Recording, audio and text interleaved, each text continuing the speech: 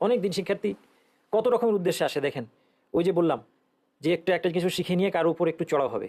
হ্যাঁ, তুমি এই মাসালটা জানো, তুমি তো এটা ভুলভাবে করতেছো, কারোর সাথে তর্ক করে তাকে পরাস্ত করে দিবে যে তুমি তো বিভ্রান্ত তুমি। অথবা আলেমের ভুলই ধরবে বসে, বক্তার ভুল ধরবে, আচ্ছা দেখি কি বলে, ওই তো এই কথাটা বলছে, সে মনে হয় এই লাইনের লোক, ওই কথাটা বলছে ও মনে হয়। হ্যাঁ, অথবা প্রশ্ন করে বক্তাকে অনেক সময় বিব্রত করবে। এরকম উদ্দেশ্য নিয়ে অনেক মানুষ দিন শিক্ষার মধ্যে যায়, দেখবেন আপনি কত রকম প্রশ্ন করবে। একটা প্রশ্ন এর আগে আরও তিনজনকে করেছে, এবার চতুর্থ জনকে করবে, কারণ সবার মধ্যে একটা প্যাচ লাগাতে হবে।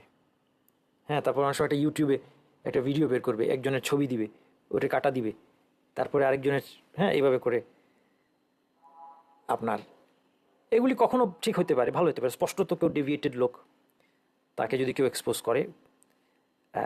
তারপরেও এখন যেভাবে এটা ট্রেন্ড হয়ে দাঁড়িয়েছে, এবং অনেক সময় দিন শিক্ষার্থীরা উপকারী জ্ঞান বাদ দিয়ে এই জিনিসই করছে। বাবা, এই জিনিস তো মূল কাজ হতে পারে না একটা দিন শিক্ষার্থীর, এই ক্রস দিয়ে আর এটাই মূল কাজ হতে পারে। এটা মূল কাজ হয়ে গেলে মুশকিল। আমি কোনো বড় আলেমকে পাই নাই এই কাজ করতে বসে, কোনো দিন পাই নাই।